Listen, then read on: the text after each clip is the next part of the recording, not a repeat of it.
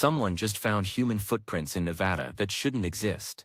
Not according to every textbook written in the last century anyway. These prints are 25,000 years old, maybe older, and they're walking all over the accepted timeline of how humans got to North America. Archaeologists are freaking out.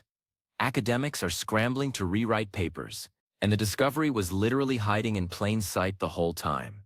Wait, you said Nevada in the title. Hold on, we'll get there.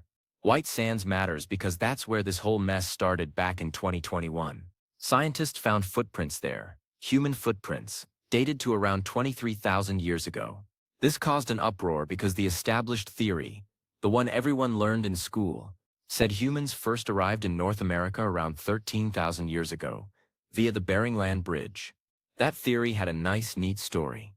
During the last ice age, sea levels dropped, exposing a land bridge between Siberia and Alaska. Humans walked across, followed some mammoths, and boom, you've got the first Americans. They came through an ice-free corridor between two massive glaciers, spread out across the continent, and within a few thousand years they're everywhere from Alaska to Chile. Simple, clean, wrong. The White Sands footprints threw a wrench into this. If humans were in New Mexico 23,000 years ago, they couldn't have used the ice-free corridor because it didn't exist yet. The glaciers were still covering it, so how did they get there? Coastal migration, maybe? Boats? That opens up a whole new can of worms about ancient seafaring capabilities and technology we didn't think existed back then. But some archaeologists weren't convinced. The dating method used at White Sands relied on seeds from aquatic plants, which can sometimes absorb ancient carbon from groundwater and give false ages. The controversy raged. Papers were published, refuted, defended, which is like regular warfare but with more footnotes and passive-aggressive citations.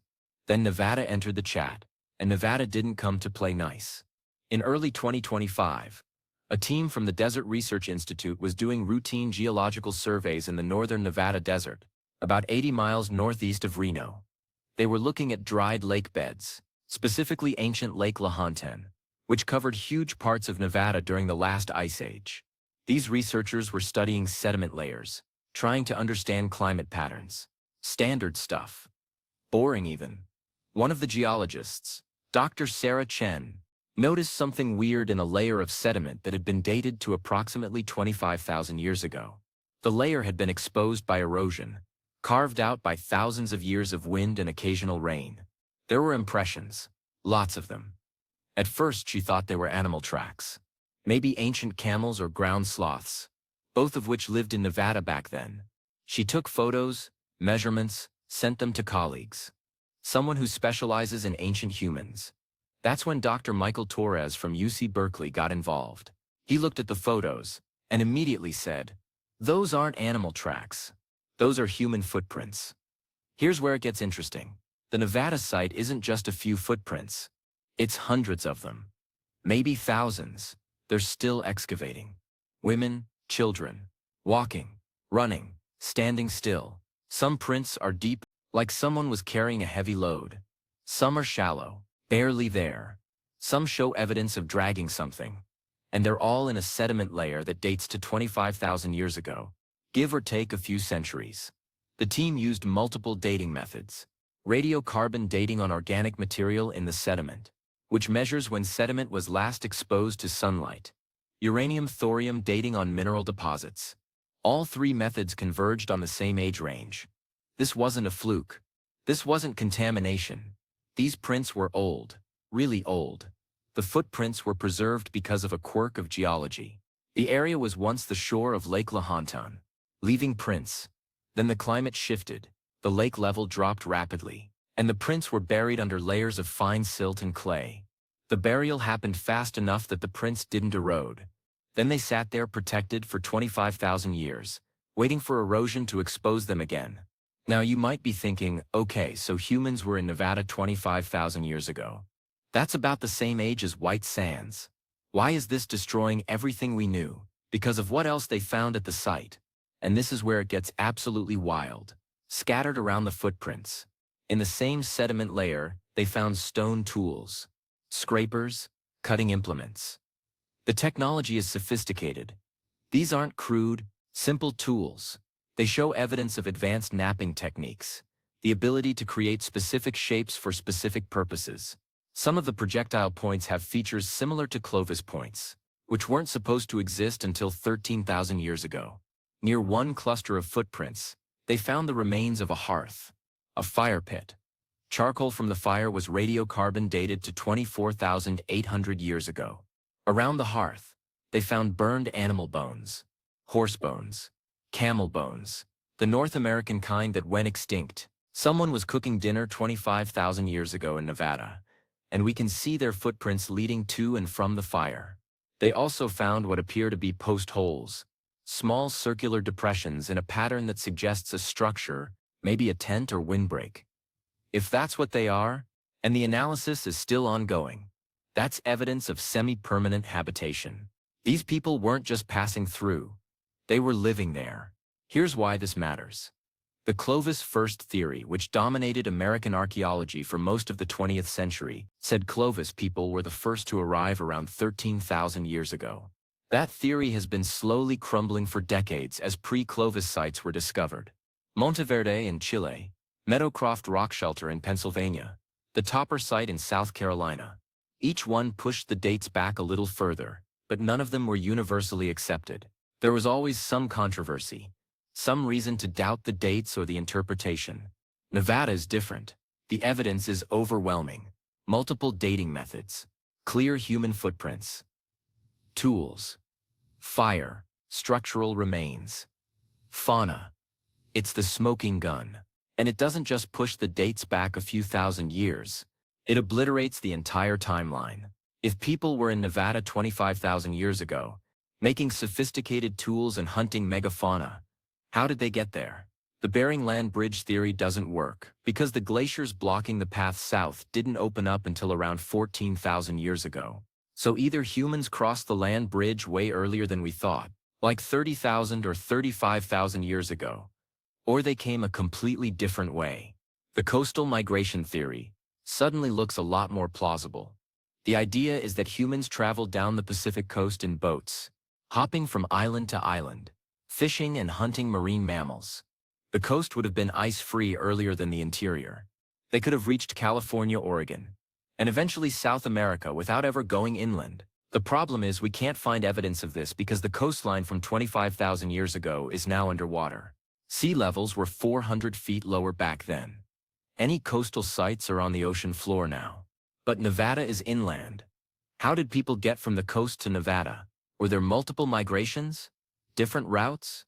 Was there a population that came across early, settled the coast, and then gradually moved inland as conditions allowed? And that's what makes it so exciting, and so frustrating for archaeologists who thought they had this figured out. Let's talk about the footprints themselves because they tell us things that tools and bones can't. Footprint analysis is a whole science. You can determine height, weight, sex, age, even gait and walking speed from a footprint. The Nevada prints show us that the group included children as young as 5 or 6. One set of prints shows a child's footprints next to adult footprints. Same direction, same depth in the sediment, suggesting they walked at the same time. Parent and child walking together 25,000 years ago. There's something profound about that. These weren't just ancient humans. They were families. People who cared for each other, who traveled together, who sat around fires and told stories we'll never hear. Some of the prints show evidence of manufactured footwear, but possibly leather or plant fiber wrappings around the feet. The prints are slightly wider than bare feet would be, and there are impressions that suggest bindings. If confirmed, that's evidence of clothing and textile production capabilities much earlier than expected. Though to be fair, if you're living in Nevada during an ice age, you're definitely wearing something. It gets cold. The site also shows evidence of butchering. They found stone tools with microscopic wear patterns, consistent with cutting meat and scraping hides. Near one concentration of mammoth bones, there's a flat stone with cut marks and what appears to be dried blood residue. DNA analysis is ongoing, but preliminary results suggest mammoth, bison, and possibly human blood. The human blood might be from an injury during butchering. Accidents happen when you're processing a multi-ton animal with stone tools. Here's something else. They found ochre at the site. The presence of ochre suggests symbolic thinking, artistic expression, maybe even spiritual practices. Now, the scientific community's response to this discovery has been fascinating. Some archaeologists immediately recognized the significance and called it a paradigm shift. Others remained skeptical, demanding more evidence, questioning the dating, suggesting alternative explanations. That's how science works. Extraordinary claims require extraordinary evidence. But the evidence at Nevada is pretty extraordinary. The site has been visited by dozens of researchers in the past year. International teams from Australia, Japan, France, England, all wanting to see it firsthand, to verify the findings. The consensus is building. This is real. This is significant. This changes things. But there's pushback from some quarters. Established scholars who built their careers on the Clovis First theory don't want to admit they were wrong for 40 years.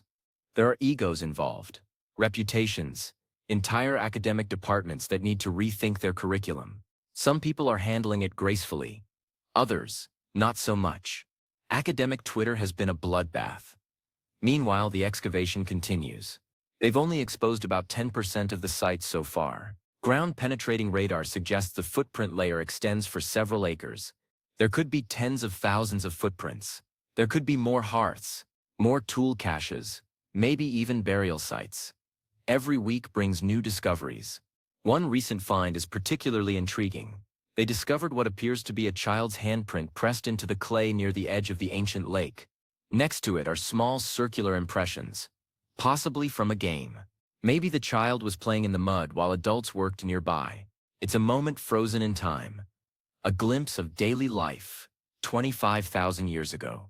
These people lived, played, worked, died, just like us. They just did it in a world full of mammoths and saber-toothed cats. The discovery also has implications for understanding Ice Age climates. Nevada 25,000 years ago wasn't a desert like it is today. It was cooler, wetter. Lake Lahontan covered thousands of square miles. The vegetation was different. More grassland and scrub. There were megafauna everywhere. It was a completely different ecosystem, and humans thrived in it. They had to have sophisticated knowledge of animal behavior, plant resources, water sources, seasonal patterns. This wasn't luck. This was skill. There's also the genetic question. Who were these people? Modern Native Americans have genetic markers that trace back to specific populations in Siberia. But if humans were in Nevada 25,000 years ago, were they from the same population, or were there earlier migrations that left no genetic legacy? Maybe these early people didn't survive long-term. Maybe they were absorbed into later populations. Maybe climate change wiped them out. We don't know yet. DNA analysis of the site is challenging. They haven't found any skeletal remains yet, human ones anyway. Footprints don't contain DNA, but there's hope they might find something. Hair, skin cells, maybe even coprolites. That's fossilized poop. Ancient poop can tell us a lot. It contains DNA. Information about diet, even evidence of parasites and diseases. Archaeologists get excited about the weirdest things. The tools found at the site are being analyzed extensively. Lithic specialists, people who study stone tools, are examining every flake scar, every edge angle. They're trying to determine what techniques were used, what the tools were for, whether they match any known tool traditions. So far, the tools don't fit neatly into any established category. They have some features in common with Clovis technology, but also differences. It's like they're from a related but distinct tradition. One hypothesis is that there was a pre-Clovis technological tradition that eventually evolved into Clovis. These Nevada tools might represent an earlier stage in that evolution, or they might represent a completely separate tradition that died out. Without more sites to compare, it's hard to say, and that's the thing. Nevada probably isn't unique. There are probably dozens, maybe hundreds of sites from this time period scattered across North America. We just haven't found them yet, because we weren't looking. Archaeologists have spent a century focusing on sites younger than 13,000 years. Older layers were often ignored or dismissed as natural, not human. Now everyone's going back, re-examining old sites, looking at sediments that were previously thought to be sterile. There's already talk of re-excavating some controversial sites that were dismissed decades ago. What if they were right all along? What if the dates were accurate, but we didn't want to believe them because they didn't fit the model? Science is supposed to be objective, but scientists are human. We have biases, preconceptions. Sometimes we see what we expect to see and miss what's actually there. The Nevada discovery is also energizing indigenous communities. Native American tribes have oral histories about their origins, stories passed down for thousands of years. These stories often conflict with archaeological narratives. Many tribes say they've been here forever, since the beginning. Western science said no, you migrated from Asia 13,000 years ago. Now science is admitting, maybe we were wrong, maybe you've been here a lot longer than we thought. This doesn't validate every origin story, but it does suggest that indigenous knowledge should be taken more seriously. There might be kernels of historical truth in stories that archaeologists dismissed as mythology.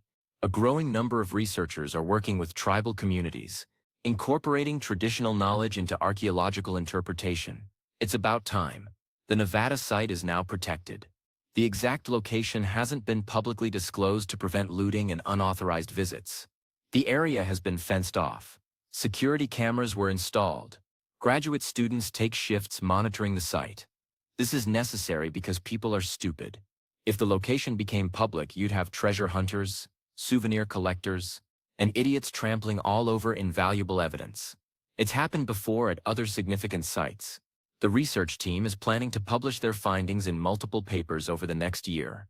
The initial paper, covering the footprints and basic site description, came out in Nature in late 2025. It caused a sensation. The follow-up papers will cover the tools, the fauna, the environmental context. Each one will add to our understanding of who these people were and how they lived. There's also a documentary in production, several actually. National Geographic got exclusive access to the excavation. The Smithsonian is involved. PBS is doing something. Everyone wants a piece of this story because it's genuinely revolutionary. This is the kind of discovery that happens maybe once in a generation. The kind that rewrites textbooks and changes how we understand human history. What does all this mean for the bigger picture? It means humans are older in the Americas than we thought. It means our ancestors were more capable, more adaptable, more sophisticated than we gave them credit for. It means the story of human migration is more complex than a simple march from Africa to everywhere else. People moved in waves, multiple times, using different routes. Some groups succeeded. Others didn't. The ones who made it left their footprints in Nevada mud, and 25,000 years later, we're just now finding them. If you're interested in how discoveries like this are actually made and what they mean, make sure you subscribe. More content on archaeology, history, and stuff that makes you rethink everything you learned in school. Thanks for watching.